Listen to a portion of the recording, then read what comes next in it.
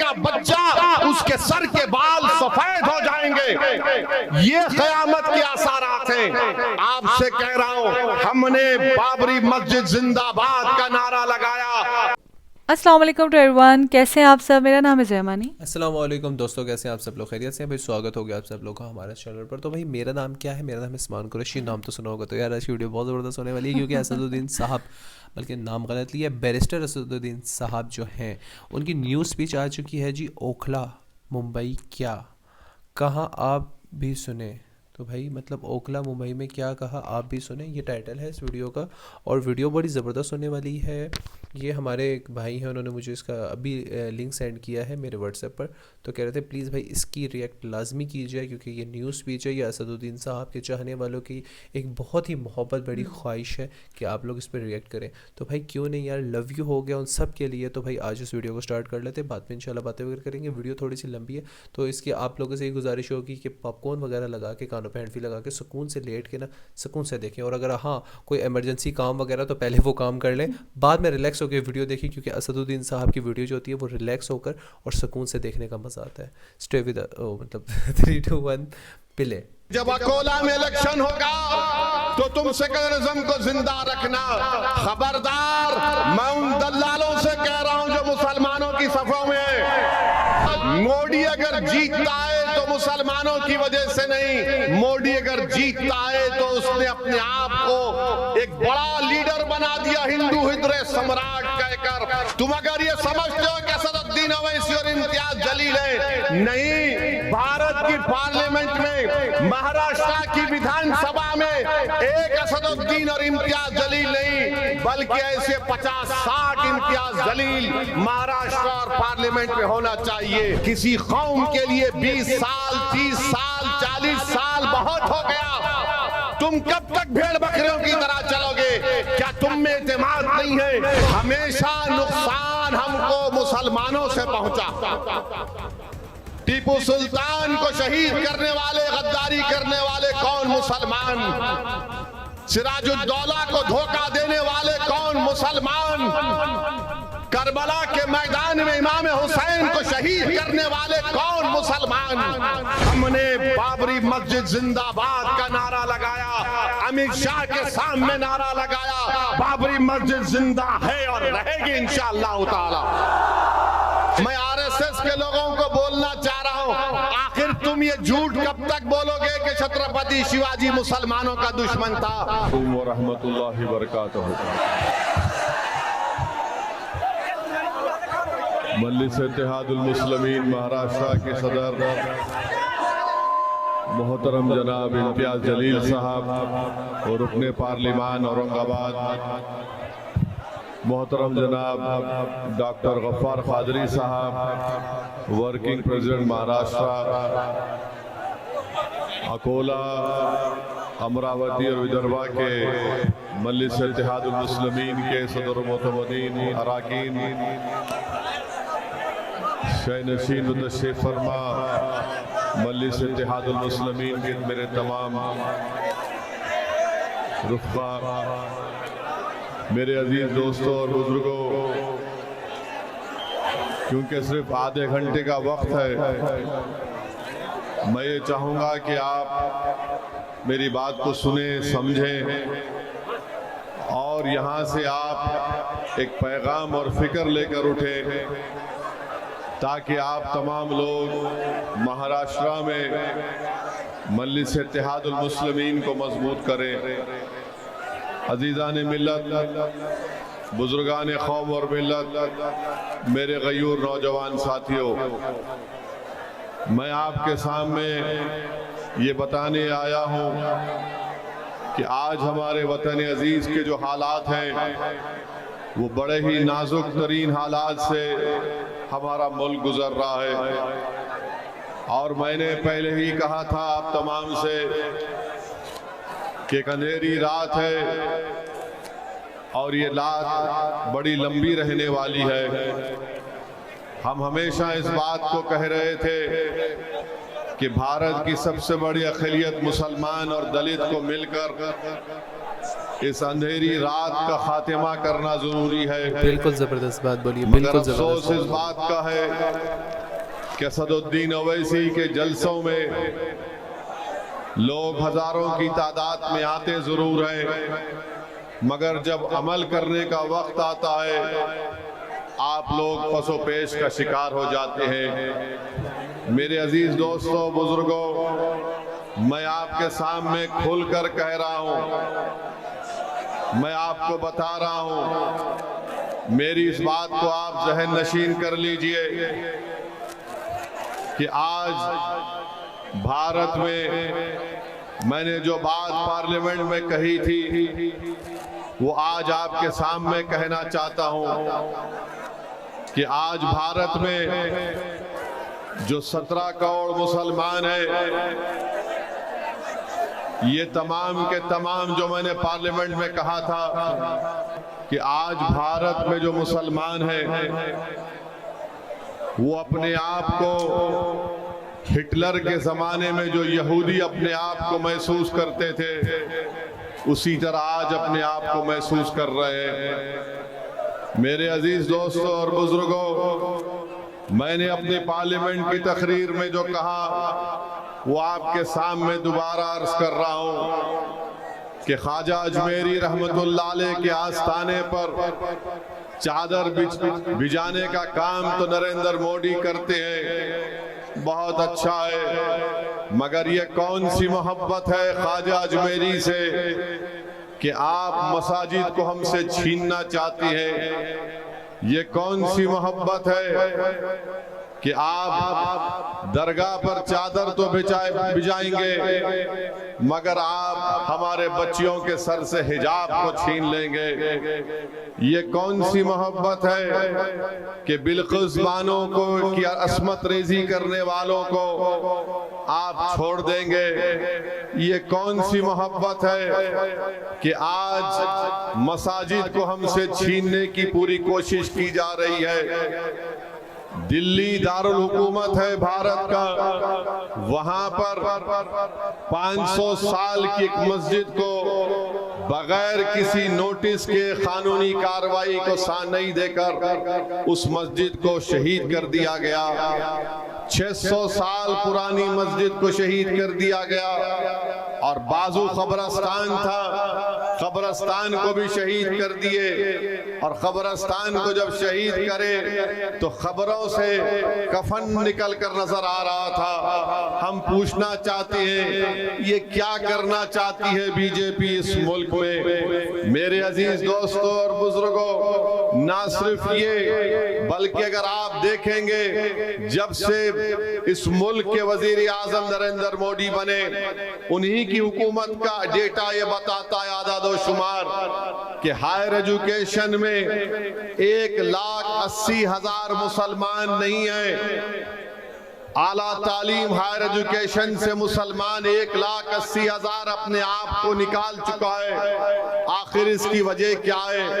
आखिर क्यों नरेंद्र मोदी सबका साथ सबका विकास विश्वास की बात करते हैं और प्री मैट्रिक स्कॉलरशिप को 9वीं क्लास से शुरू करते हैं, जबकि सारी दुनिया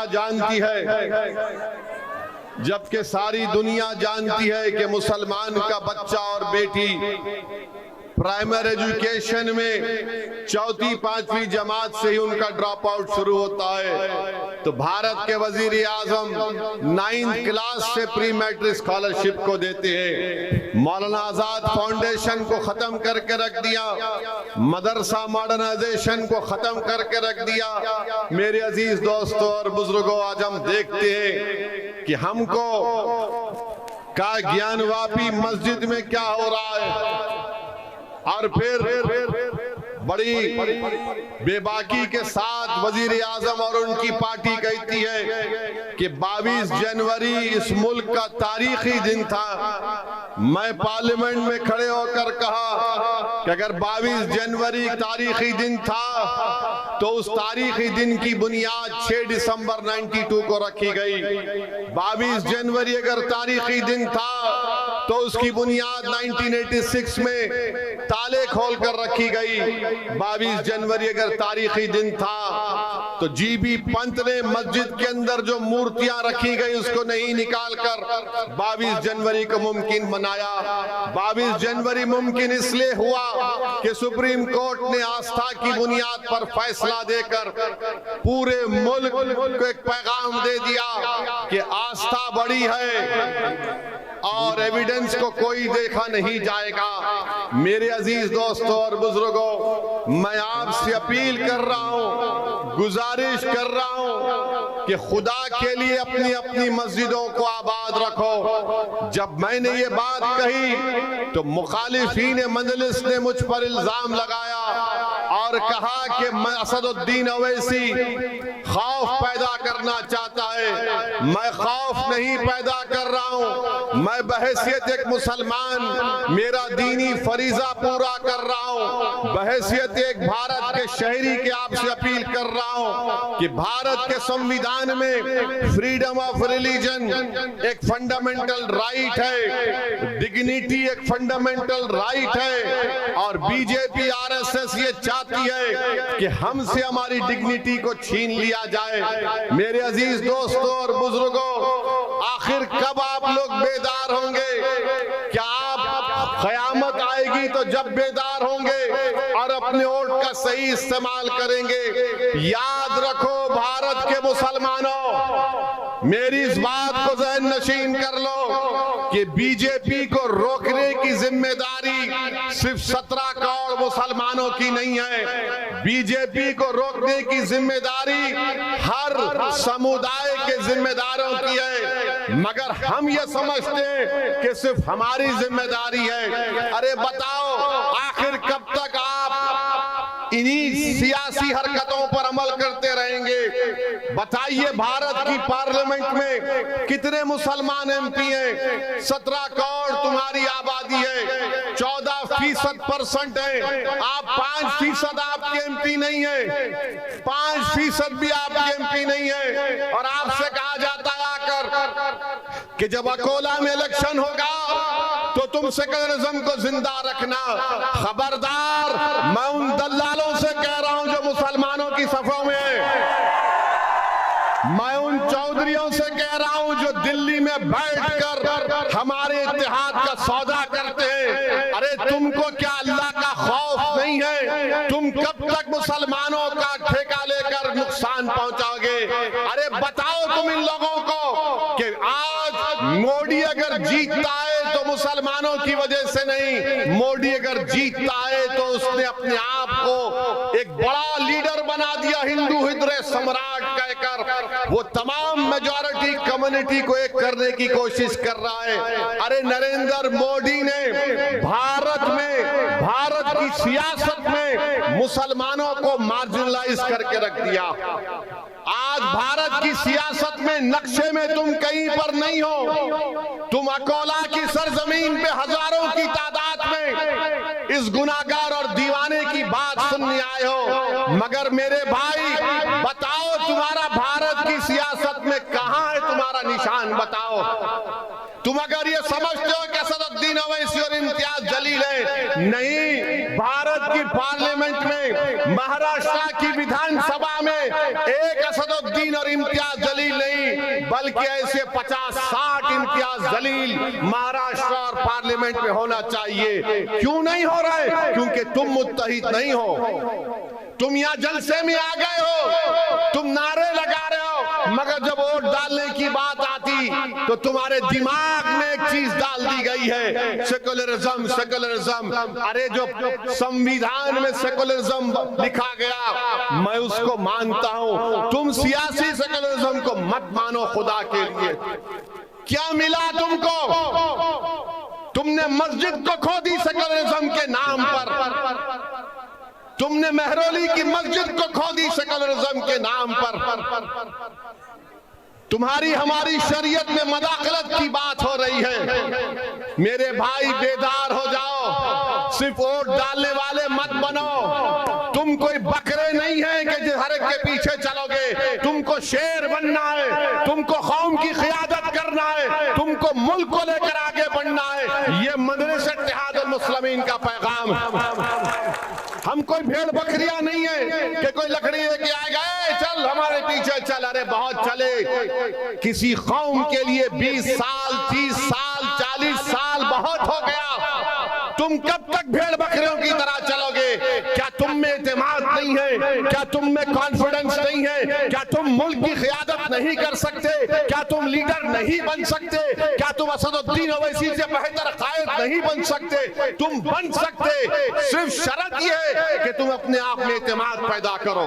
थाली मारने के लिए नहीं कह रहा हूं, थाली मारने के लिए नहीं कह रहा हूं। मैं चाहूंगा कि मेरी आंख बंद होने से पहले तुम लीडर बनो, तुम मुसलमानों के कायद बनो, तुम इस गरीब कौम के इंसाफ के लिए लड़ो। और अगर तुम सिर्फ वोट डालने वाले बनना चाहते तो कुछ नहीं होने वाला है, कुछ भी नहीं होने वाला है। एक मस्जिद चले गई, खुदा ना खास्ता कई मसाजिद चले जाएंगे।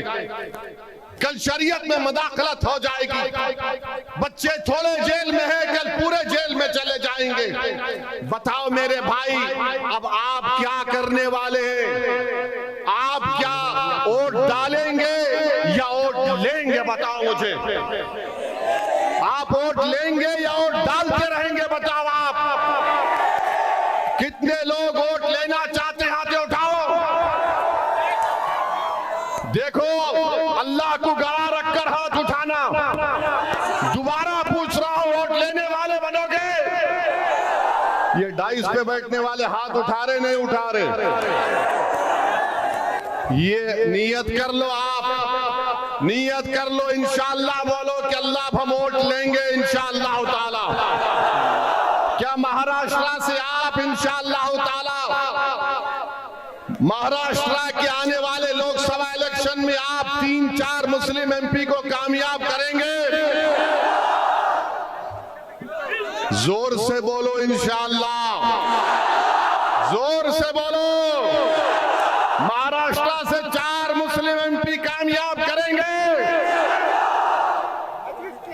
मेरे भाई, किसके कामयाब करेंगे? किसके कामयाब करेंगे? किसके कामयाब करेंगे? आवाज नहीं आ रही, जोर से बोलो ताकि शिंदे को मालूम हो जाए, फडणवीस को मालूम हो जाए, शरद पवार को मालूम हो जाए, अमित शाह को मालूम हो जाए और मोदी को मालूम हो जाए कि महाराष्ट्र से मजलिस के 4 मुस्लिम एमपी कामयाब होंगे इंशाअल्लाह।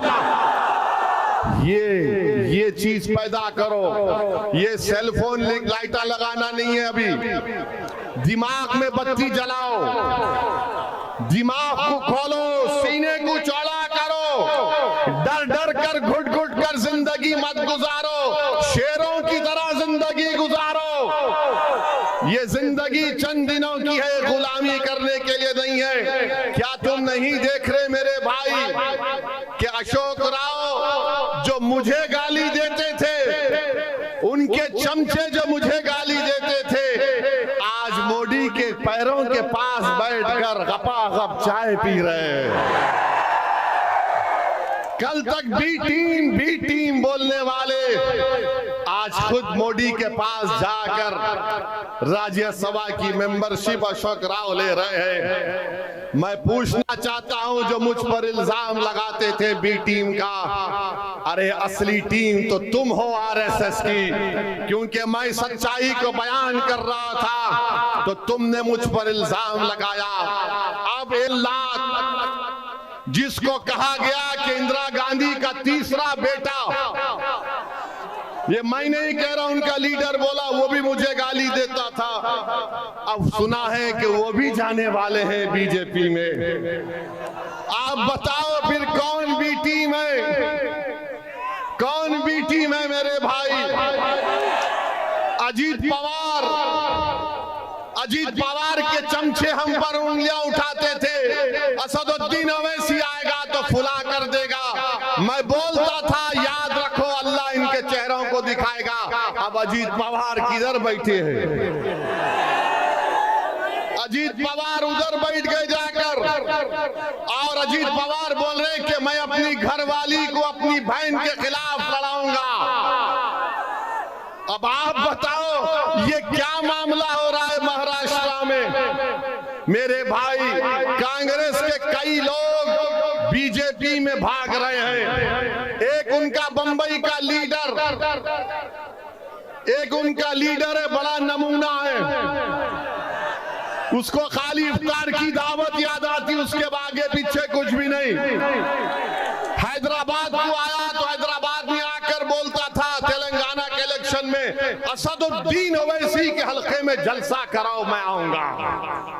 मंजलिस के खिलाफ करो, मंजलिस को रोको।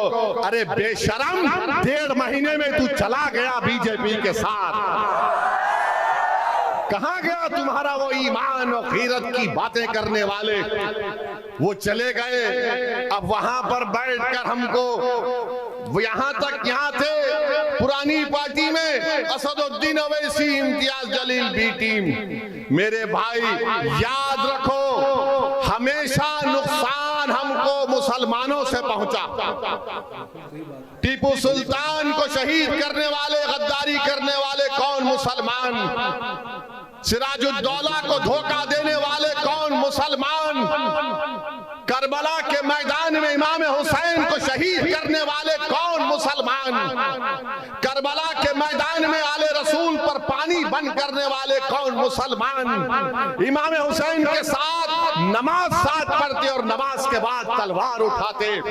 मेरे भाई याद रखो, अपने सफों में जो मुनाफिकीन छुपे हुए उनको पहचानो। आपके और हमारे सफों में जो मोदी, अमित शाह और ये तमाम पार्टियों के लोग छुपे हुए नास्तीन के सांप को पहचानो।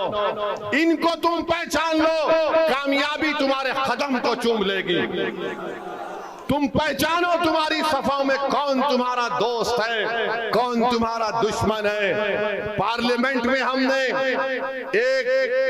एक मुस्लिम एमपी है, किसी और पार्टी के नाम नहीं लूंगा। पार्लियामेंट में बहस हो रही थी, मुझे फोन किए ओवैसी साहब आजा पार्लियामेंट जा रहे। मैंने कहा जाऊंगा, आखिरी दिन है। बोले वो डिबेट हो रही उसके ऊपर, मैं आपकी तकरीर सुनूंगा। मैं आप भी आओ, आकर बैठो। बोले नहीं, हमारी पार्टी बोली नहीं जाना। और जब मैंने पार्लियामेंट में ये जितने कांग्रेस के, राष्ट्रवादी के, ये जितने सेक्युलर लोग हैं, इनसे एक ही सवाल करना आइंदा जब आएंगे आपके पास, इनसे एक ही बात पूछो, क्या तुम अपनी जबान से बाबरी मस्जिद बोल सकते? नहीं बोल सकते? पूछो इन लोगों से, पूछो इन लोगों से। हम जब पार्लियामेंट में खड़े होकर बोले हमारा ईमान क्या है मुसलमानों का, एक जगह, जिस जगह मस्जिद बन गई, मस्जिद है, रहेगी, और जब क़यामत आएगी तो अल्लाह पहले दुनिया के मसाजिद को उठा लेगा, उसके बाद दुनिया का खात्मा होगा। कैसे खात्मा होगा? मसाजिद उठाई जाएंगी, आसमान को चादर की तरह अल्लाह पलट देगा, समंदरों से आग निकलेगी, 6 महीने का बच्चा, उसके सर के बाल सफेद हो जाएंगे। ये क़यामत के आसारात हैं। आपसे कह रहा हूं, हमने बाबरी मस्जिद जिंदाबाद का नारा लगाया, अमित शाह के सामने नारा लगाया, बाबरी मस्जिद जिंदा है और रहेगी इंशाअल्लाह ताला। ये नहीं बोल सकेंगे। अब ये बात क्या बोलेंगे सेकुलर पार्टी, गठबंधन के लोग, महाविकास के, ये भड़काऊ भाषण देता है। अरे भड़काऊ भाषण नहीं दे रहा हूं। क्या तुम्हारे दिलों में जो जज्बात छुपे हुए मैं उसको बयान कर रहा हूं या नहीं कर रहा हूं? बताओ मुझे। क्या तुम्हारे दिलों में बाबरी मस्जिद है या नहीं है? बताओ मुझे। तुम्हारे दिलों में तकलीफ है नहीं है बाबरी मस्जिद की? बताओ मुझे। अगर है तो नारा लगाओ मेरे साथ, नारे तकबीर। अब कल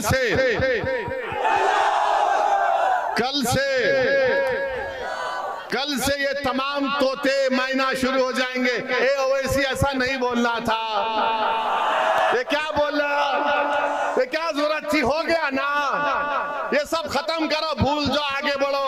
अरे तू अपने बाप को, अपनी अम्मा को नहीं भूल सकता तो मैं अपनी मस्जिद को भूलूंगा? भूल जाना है, खत्म कर। क्या कि 30 साल हो गया। अरे 30 साल नहीं, यहूदी क्या करते, हिटलर ने 6 मिलियन 60 लाख यहूदियों को कत्ल किया। कब किया? 1930 में। हम 2024 में आ गए।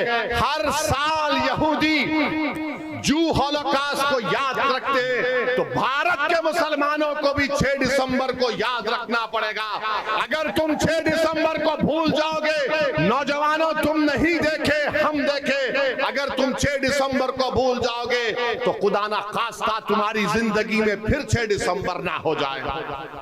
खुदा ना खास्ता तुम्हारी जिंदगियों में फिर 6 दिसंबर ना हो जाए।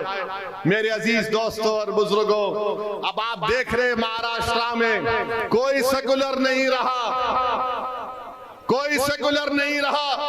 उद्धव ठाकरे कहते हैं कि हम खुश हैं कि हमने 6 दिसंबर को मस्जिद को तोड़ा।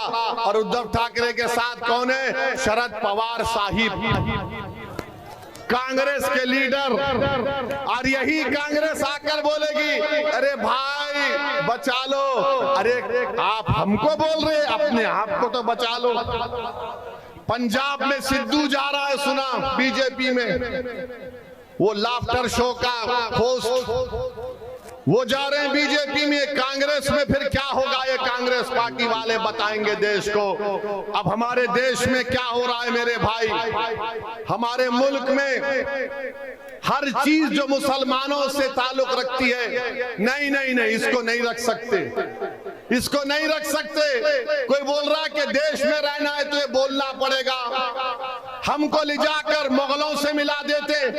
अरे भाई मैं क्या औरंगजेब का स्पोक्स पर्सन हूँ, मैं क्या बाबर का स्पोक्स पर्सन हूँ? मगर आपको बता रहा हूँ एक चीज, या कितने लोग कुर्ता पहन कर आए? इम्तियाज जलील भी आए, आज नहीं पहने। कितने लोग कुर्ता पहन कर आए? मोदी भी कुर्ता पहनते ना, उद्धव ठाकरे भी कुर्ता पहनते ना। इम्तियाज भी बड़ा खूबसूरत दिखता कुर्ता पहन के। ये कुर्ता कहां से आया? ये कुर्ता कहां से आया? ये कुर्ता कहां से आया मालूम तुम्हारे को? बिल्कुल जबरदस्त बात बोली, अरे बिल्कुल जबरदस्त। बाबर दिया जी कुर्ता। ये प्याज खाते आप लोग? प्याज कहां से आई? प्याज कहां से आई? औरंगजेब दिया जी है।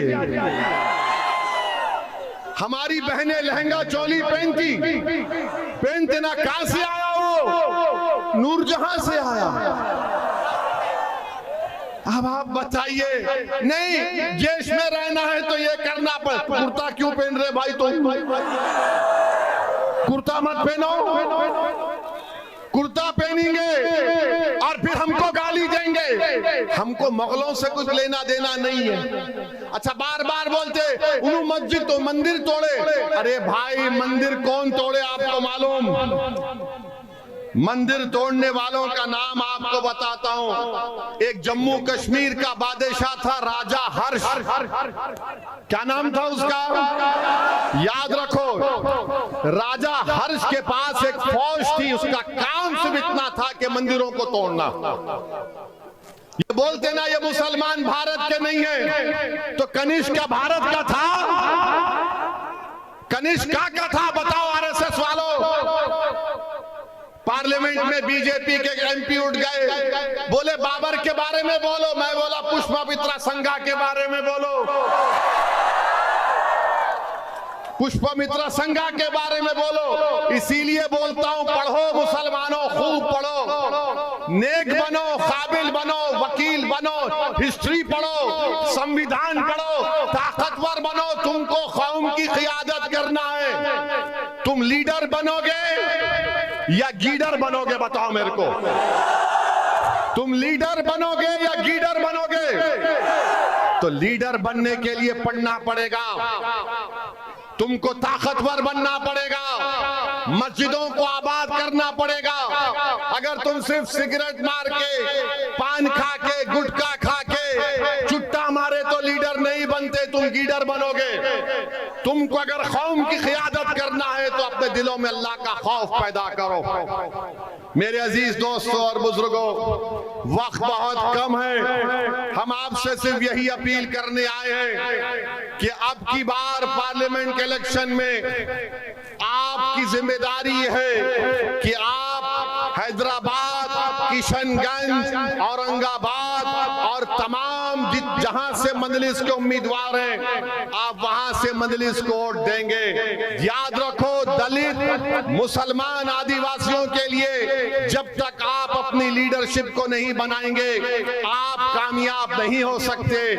आज आपसे मैं कह रहा हूं, जहां तक मेरी बात जारी, इम्तियाज जलील को मेरे साथ लोकसभा भिजाएंगे नहीं भिजाएंगे बताओ?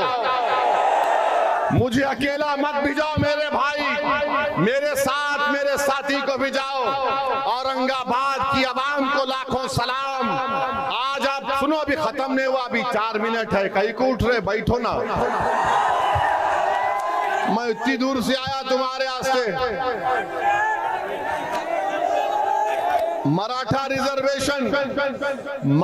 रिजर्वेशन यकीनन मराठाओं को दो, मगर मुसलमान क्या गुनाह करे? मुसलमानों में जो बैकवर्ड क्लास है दो। मैं हमारे मराठा भाइयों को मुबारकबाद देता हूं कि कल शिवाजी, छत्रपति शिवाजी की जयंती है। मैं आरएसएस के लोगों को बोलना चाह रहा हूं, आखिर तुम ये झूठ कब तक बोलोगे कि छत्रपति शिवाजी मुसलमानों का दुश्मन था? छत्रपति शिवाजी के पास 13 मुसलमान जनरल थे, उनका लॉ मिनिस्टर मुसलमान था, तोप का मिनिस्टर मुसलमान था। शिवाजी एक सूफी के पास बराबर जाते थे, तो शिवाजी मुगलों के खिलाफ था, छत्रपति शिवाजी इस्लाम के खिलाफ नहीं था। छत्रपति शिवाजी इस्लाम के खिलाफ नहीं थे, वो तो गरीब और मजलूमों का एक बहुत बड़ा बादशाह था। मेरे अजीज दोस्तों और बुजुर्गों, ये आरएसएस की कोशिश है कि शिवाजी मुसलमानों के खिलाफ था। अरे 13 लोग आगरा से शिवाजी भागे, मुसलमान उनके साथ। अफजल खान को जब शिवाजी ने कत्ल किया, मुसलमान उनका बॉडीगार्ड था। बहरहाल मेरे अजीज दोस्तों और बुजुर्गों, आने वाले पार्लियामेंट इलेक्शन में मुत्तहदा तौर पर अपने वोट का इस्तेमाल करिए, मुल्क को बचाइए। हम और आप पूरी कोशिश करेंगे कि तीसरी मर्तबा भारत का वजीर आजम नरेंद्र मोदी ना बने। क्या आप और हम मिलकर कोशिश करेंगे कि हम रोकेंगे नरेंद्र मोदी को प्राइम मिनिस्टर बनने से? आप मजलिस के 4 एमपी को कामयाब करेंगे महाराष्ट्र से, इम्तियाज जलील को कामयाब करेंगे। जोर से बोलो, इम्तियाज जलील जिंदाबाद, इम्तियाज जलील जिंदाबाद, मजलिस इत्तेहादुल मुस्लिमीन जिंदाबाद, हमारा इत्तेहाद जिंदाबाद, जोर से हमारा इत्तेहाद जिंदाबाद, हमारा इत्तेहाद जिंदाबाद।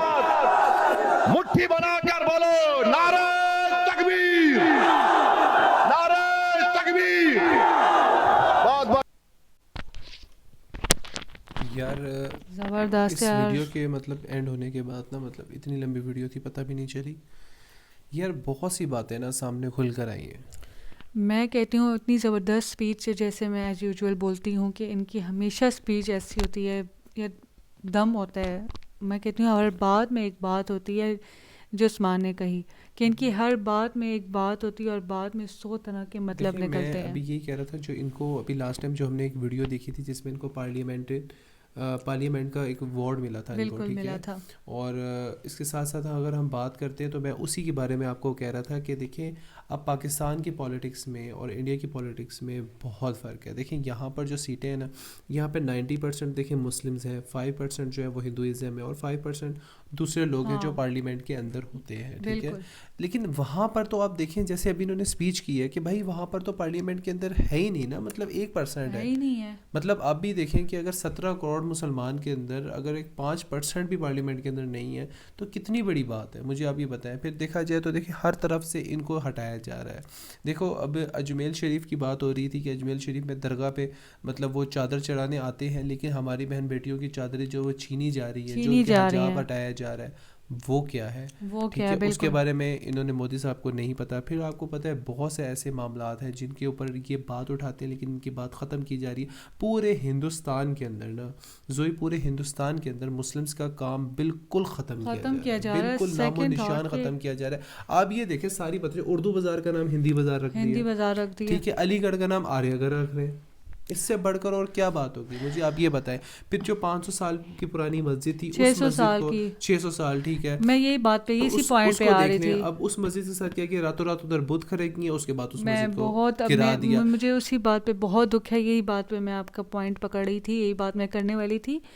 और कब्रों को उन्होंने इस तरह से शहीद किया हाँ, है कि कब्रिस्तान को वो देखिए खराब कफन किया, बाहर उनसे नजर कफन आ तक रहे थे। नजर आए, तो ये कितनी बड़ी बात है, कितनी मतलब बुरी बोलने बात है। में दुख हो रहा है लेकिन वो देखने में मंजर कैसा होगा। लेकिन वो यही बात कह रहे हैं कि आप लोगों को अल्लाह का खौफ बिल्कुल नहीं रहा। ये किसको कहा है मैं आपको बताता हूँ। इसी तरह के जो मतलब है ना मुस्लिम्स, मुस्लिम जो हैं पीछे हो जाते जो हैं। इनको बोलते हैं बी टीम। देखिए अब इतना वही कुछ करने के बाद ना सबसे बड़ा दुख पता कहाँ होता है, सबसे बड़ा दुख और दिल वहाँ टूटता है जब इनको बी टीम कहा जाता है। बी टीम कहा जाता है। सेकंड ये बोलते हैं कि हज़ारों से ज़्यादा इनकी जो स्पीच सुनने लोग आ जाते हैं, लेकिन जब जब वक्त साथ आता है देने आते हैं तो फिर वो सारे आधे से ज़्यादा गायब हो और जाते अपने हैं। वोट को फिर फजूल जगह पे ज़ाया करते हैं, जो कि वोटों का भी हिसाब लिया जाएगा। हाँ बिल्कुल, ये बात तो सच है आखिरत कि में वोटों का भी बिल्कुल हिसाब बिल्कुल लिया बिल्कुल जाएगा वोटों कि देखिए आपने किस मुस्लिम्स। बंदे को चुना अब अपने मुल्क के देखिए मैं लिए। अब एक और बात बताऊं कि मुसलमान को धोखा ही अपनों ने दिया है शुरू से लेके अब अपनों तक, ने और जो दिया। अब तक दिया जा रहा है। देखिए ना अभी असदुद्दीन साहब में देखिए मैं अब कितने अरसे से इनको सुन रहा हूँ, इनसे सीख रहा हूँ बहुत ज़्यादा, ठीक है। और मैं सच बात बताऊँ तो अगर हिंदी में बोले जाए तो मैं इनको अपना गुरु मानता हूँ, इंग्लिश में बोले जाए तो इज़ अ माई टीचर। लेकिन मैंने इनसे इतना कुछ सीखने के बावजूद भी जो वहाँ के लोग हैं जो इनको बी टीम वो कहते हैं, नहीं यार सीख मैं रहे। ये सोचता हूँ कि वो कितनी एक शर्म की बात है कि शर्म की इनको बात है। लोग बी टीम कहते हैं। तो मैं यार यही कह रही हूँ यार कि देखिए इनको क्या मिल रहा है, क्या फ़ायदा मिल रहा है। हमारे लिए आवाज़ उठा रहे हैं ना, हमारे लिए बोल रहे हैं, हमारे लिए इतनी मेहनत कर रहे हैं। इस उम्र में देखें कितनी वो मतलब जद्दोजहद कर रहे हैं, इस उम्र मेहनत में कर रहे हैं, बिल्कुल मीन्स ऐसे ही के है। आजकल के आप देख लें नौजवान लड़के लड़कियां हैं, वो थोड़ी सी कोई मेहनत कर लेते हैं तो थक कर हार कर बैठ ऐसे ही जाते है, हैं। बिल्कुल ऐसे ही है, I agree इनकी with you। इतनी हिम्मत है कि ये सारे सर्कल को अपने चला भी रहे हैं, साथ अपने घर को चला रहे हैं, और सबसे बड़ी बात कि ये लीड कर रहे हैं मुल्क के साथ। देखिए मैं ये सबसे अपने बड़ी बात पता है क्या है जुई? मैं ये देखता हूँ कि AMIM जो जमात है हाँ। उसको माशाल्लाह ऊपर लेकर जाने में सबसे जो बड़ा मेन किरदार अगर किसी का है ना तो भाई वो असदुद्दीन साहब का है। क्योंकि मैं एक सच बात बताऊँ, किसी ने सोचा नहीं था कि हिंदुस्तान के अंदर एक इस तरह की जमात इज़ अ मुस्लिम जमात अगर निकलेगी तो किसी को नहीं पता था कि वो इतनी उरूजों पर जाएगी, जिसका चर्चा खाली लोकसभा में नहीं, राज्यसभा में नहीं, हैदराबाद में नहीं, पूरे हिंदुस्तान में नहीं, पूरी दुनिया में जिसका चर्चा होगा। यार आप ये देखिए, आप गूगल की हिस्ट्री में अगर आप असदुद्दीन का नाम ही रखते हो तो उनकी पूरा बायोडाटा खुल जाता है। आप कहीं भी जाते हैं, कोई अगर हिंदू या मुस्लिम अगर मिलता है, मतलब पाकिस्तानी या हिंदुस्तानी अगर मिलता है आउट ऑफ कंट्री में भी, तो उससे भी अगर असदुद्दीन साहब की बात करें तो यार उसका जो पॉइंट ऑफ व्यू होता है ना वो या नेगेटिव में होगा या पॉजिटिव में, लेकिन होगा ज़रूर। कोई ये बंदा नहीं कहेगा कि यार मैं इसको जानता नहीं हूँ। तो यार इतनी पॉपुलैरिटी को लेकर आना और इस तरह लीड करना, इस जमात को इतना ऊपर लेके जाना, तो यार सच में बताऊँ ये बहुत बड़े एजाज़ की बात होती है। क्योंकि ये हिंदुस्तान में इस चीज़ को उठाना, हिंदुस्तान में इस तरह की जमातों को ऊपर लेके जाना, बिल्कुल हिम्मत की ये बात है। बहुत बड़ी बात होती है। यार देखिए क्लैप करना या ये कह देना है वाकई यार ये हाँ, बहुत बड़ी बात है, ये इस तरह देखो इस तरह नहीं होता। जो रियलिटी है ना साथ देना है। वो बहुत बड़ी बात होती है। रियलिटी का मतलब ये होता है जो आपको रियलिटी में नज़र आ रहा है, ना कि ये कि यार आप इधर देखें कैमरे के आगे देख लेना इनको या कैमरे के आगे बात कर लेना, वो एक अलग बात है। आप ये देखें रियलिटी के अंदर ये जाते हैं लोगों के पास, घर घर जाते हैं, ठीक है, लोगों की हेल्प करते हैं। फिर आप ये देखें कि इनके भाई ने जो 10 करोड़ पे इनको दिया था काली माता के मंदिर के लिए, ठीक है, और वो हिंदुओं के लिए दिया था ना कि मुस्लिम्स के लिए। फिर स्कूल्स कॉलेजेस बनाए हैं सबके लिए ना कि मुस्लिम्स के लिए, ठीक है। फिर उसके बाद हॉस्पिटल्स बनाए हैं सबके लिए, फ्री इलाज है अगर किसी के पास पैसे नहीं है, सबके लिए ना कि मुस्लिम्स के लिए। तो भाई जब ये सब के लिए कर रहे हैं तो सब इनके लिए क्यों नहीं करते? मेरा सबसे बड़ा सवाल ही यही है कि जब ये अपने आप को इतनी मेहनत कर रहे हैं सबके लिए, इतनी मोहब्बत दे रहे हैं, अपने आप को गला रहे हैं, सड़ा रहे हैं, सब कुछ कर रहे हैं, गोलियां तक खा ली हैं, इतनी ज़बरदस्त स्पीच कर रहे हैं, लेकिन उसके बावजूद भी जब इनको बी टीम कहा जाता है ना तो सीरियसली व्यूअर्स मुझे बड़ा दुख होता है। सो आई होप आप लोगों को वीडियो अच्छी लगी होगी। टाइम आपका बहुत ज़्यादा ले लिया, मिलते हैं इंशाल्लाह नेक्स्ट वीडियो में। अगर आपके कोई कमेंट में राय है तो कमेंट्स कर सकते हैं। अगर कोई पर्सनली DM करना चाहते हो तो इंस्टा में आप लोगों का मेरा DM मिल जाए, मतलब मेरा इंस्टा आप लोगों को मिल जाएगा। तो और मिलते हैं हमारे न्यू देखने वाले जो व्यूअर्स हैं, अगर जिन्होंने हमें न्यू देखा है तो प्लीज़ जाकर सब्सक्राइब कीजिए, और क्योंकि जो फ्री ऑफ देखने कॉस्ट वाले हैं तो सब्सक्राइब वो करें, लाइक देखते करें, रहें। शेयर करें। मिलेंगे बिल्कुल। इंशाल्लाह नेक्स्ट वीडियो में, तब तक के लिए अल्लाह अल्लाह हाफिज़। हाफिज़।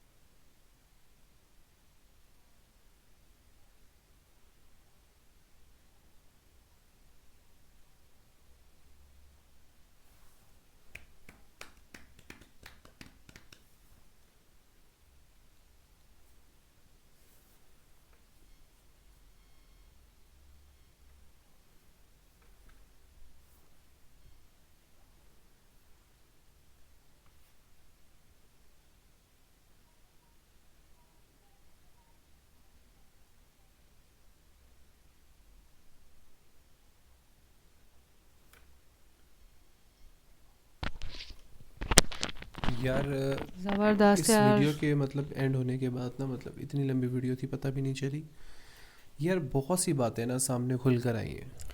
मैं कहती हूँ इतनी ज़बरदस्त स्पीच, जैसे मैं एज़ यूजुअल बोलती हूँ कि इनकी हमेशा स्पीच ऐसी होती है, या दम होता है।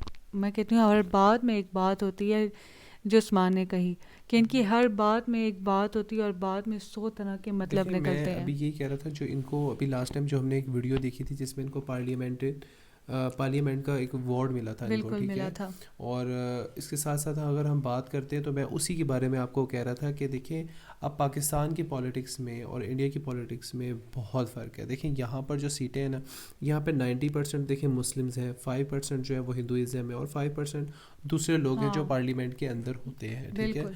लेकिन वहाँ पर तो आप देखें, जैसे अभी इन्होंने स्पीच की है कि भाई वहाँ पर तो पार्लियामेंट के अंदर है ही नहीं ना, मतलब 1% है है। ही नहीं है। मतलब आप भी देखें कि अगर 17 करोड़ मुसलमान के अंदर अगर एक 5% भी पार्लियामेंट के अंदर नहीं है तो कितनी बड़ी बात है, मुझे आप ये बताएं। फिर देखा जाए तो देखिए हर तरफ से इनको हटाया जा रहा है। देखो अब अजमेर शरीफ की बात हो रही थी कि अजमेर शरीफ में दरगाह पे मतलब वो चादर चढ़ाने आते हैं, लेकिन हमारी बहन बेटियों की चादरें जो वो छीनी जा रही है, जो छीनी उनके जा रही हिजाब हैं। हटाया जा रहा है, वो क्या है, वो ठीक क्या है। है, उसके बिल्कुल। बारे में इन्होंने मोदी साहब को नहीं पता। फिर आपको पता है बहुत से ऐसे मामलात हैं जिनके ऊपर ये बात उठाते हैं, लेकिन इनकी बात ख़त्म की जा रही है। पूरे हिंदुस्तान के अंदर ना जोई, पूरे हिंदुस्तान के अंदर मुस्लिम्स का काम बिल्कुल ख़त्म ख़त्म किया किया जा जा रहा रहा है, है। बिल्कुल नामो सेकंड निशान थॉट के ख़त्म किया जा रहा है। आप ये देखें सारी बातें, उर्दू बाज़ार का नाम हिंदी बाज़ार रख हिंदी दिया, बाजार रख दिया। ठीक है। अलीगढ़ का नाम आर्यगढ़ रख रहे हैं। इससे बढ़कर और क्या बात होगी, मुझे आप ये बताएं। फिर जो 500 साल की पुरानी मस्जिद थी, उस 600 मस्जिद साल को की। 600 साल, ठीक है। मैं यही बात पे तो इसी उस पॉइंट पे उसको आ देख रही लें। थी। अब उस मस्जिद के साथ क्या किया, रातों रात उधर बुत खड़े किए, उसके बाद उस मैं मस्जिद को बहुत अब गिरा दिया। मुझे उसी बात पे बहुत दुख है। यही बात पे मैं आपका पॉइंट पकड़ रही थी, यही बात मैं करने वाली थी। और कब्रों को उन्होंने इस तरह से शहीद किया हाँ, है कि कब्रिस्तान को वो देखिए ख़राब कफन किया, बाहर उनसे नज़र कफन आ तक रहे थे। नज़र आए, तो ये कितनी बड़ी बात है, मतलब कितनी बुरी बोलने बात है। में दुख हो रहा है, लेकिन वो देखने में मंजर कैसा होगा। लेकिन वो यही बात कह रहे हैं कि आप लोगों को अल्लाह का खौफ बिल्कुल नहीं रहा। ये किसको कहा है मैं आपको बता दूं, इसी तरह के जो मतलब है ना मुस्लिम्स, मुस्लिम जो हैं पीछे हो जाते जो हैं। इनको बोलते हैं बी टीम। देखिए अब इतना वही। कुछ करने के बाद ना सबसे बड़ा दुख पता कहाँ होता है, सबसे बड़ा दुख और दिल वहाँ टूटता है जब इनको बी टीम कहा जाता है। बी टीम कहा जाता है। सेकंड ये बोलते हैं कि हज़ारों से ज़्यादा इनकी जो स्पीच सुनने लोग आ जाते हैं, लेकिन जब जब वक्त साथ आता है देने आते हैं तो फिर वो सारे आधे से ज़्यादा गायब हो और जाते अपने हैं। वोट को फिर फजूल जगह पे ज़ाया करते हैं, जो कि वोटों का भी हिसाब हिसाब लिया जाएगा। हाँ बिल्कुल, ये बात तो सच है आखिरत कि में वोटों का भी बिल्कुल हिसाब बिल्कुल लिया बिल्कुल जाएगा वोटों कि देखिए आपने किस मुस्लिम्स बंदे को चुना अपने अब मुल्क के देखिए मैं लिए। अब एक और बात बताऊं कि मुसलमान को धोखा ही अपनों ने दिया है शुरू से लेके अब अपनों तक, ने और जो दिया। अब तक दिया जा रहा है। देखिए ना अभी असदुद्दीन साहब देखिए मैं अब कितने अरसे से इनको सुन रहा हूँ, इनसे सीख रहा हूँ बहुत ज़्यादा, ठीक है। और मैं सच बात बताऊँ तो अगर हिंदी में बोले जाए तो मैं इनको अपना गुरु मानता हूँ, इंग्लिश में बोले जाए तो is a my teacher.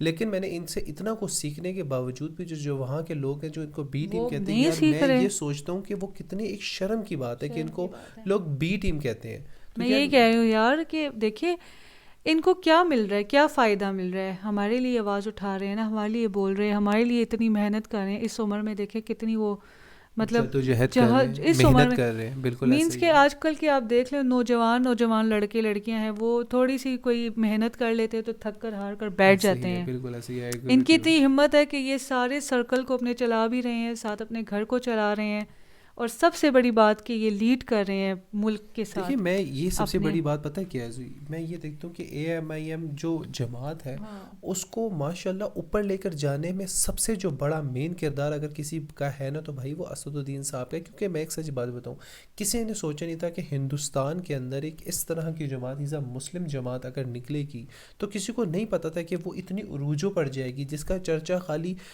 Lok Sabha में नहीं, राज्यसभा में नहीं, हैदराबाद में नहीं, पूरे हिंदुस्तान में नहीं, पूरी दुनिया में जिसका चर्चा होगा। यार आप ये देखिए, आप गूगल की हिस्ट्री में अगर आप असदुद्दीन का नाम ही रखते हो तो उनकी पूरा बायोडाटा खुल जाता है।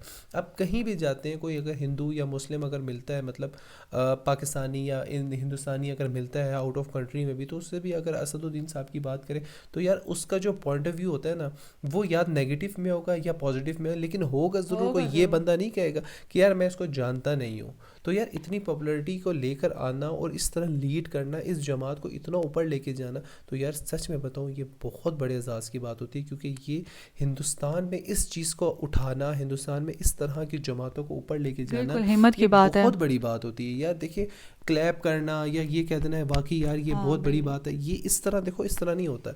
जो रियलिटी है ना साथ देना है। वो बहुत बड़ी बात होती है। रियलिटी का मतलब ये होता है जो आपको रियलिटी में नज़र आ रहा है, ना कि ये कि यार आप इधर देखें कैमरे के आगे देख लेना इनको या कैमरे के आगे बात कर लेना, वो एक अलग बात है। आप ये देखें रियलिटी के अंदर ये जाते हैं लोगों के पास, घर घर जाते हैं, ठीक है, लोगों की हेल्प करते हैं। फिर आप ये देखें कि इनके भाई ने जो 10 करोड़ पे इनको दिया था काली माता के मंदिर के लिए, ठीक है, और वो हिंदुओं के लिए दिया था ना कि मुस्लिम्स के लिए। फिर स्कूल्स कॉलेजेस बनाए हैं सबके लिए ना कि मुस्लिम्स के लिए, ठीक है।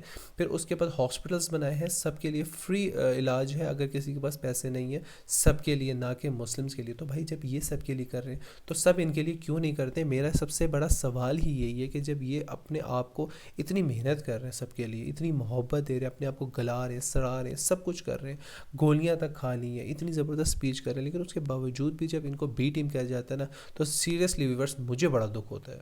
सो आई होप आप लोगों को वीडियो अच्छी लगी होगी। टाइम आपका बहुत ज़्यादा ले लिया, मिलते हैं इंशाल्लाह नेक्स्ट वीडियो में। अगर आपकी कोई कमेंट में राय है तो कमेंट्स कर सकते हैं। अगर कोई पर्सनली DM करना चाहते हो तो इंस्टा में आप लोगों का मेरा DM मिल जाए, मतलब मेरा इंस्टा आप लोगों को मिल जाएगा। तो और हमारे न्यू देखने वाले जो व्यूअर्स हैं, अगर जिन्होंने हमें न्यू देखा है तो प्लीज़ जाकर सब्सक्राइब कीजिए, और जो फ्री ऑफ देखने कॉस्ट वाले हैं सब्सक्राइब तो करें, लाइक देखते करें, रहें। शेयर करें। मिलेंगे इंशाल्लाह नेक्स्ट वीडियो में, तब तक के लिए अल्लाह अल्लाह हाफिज़। हाफिज़।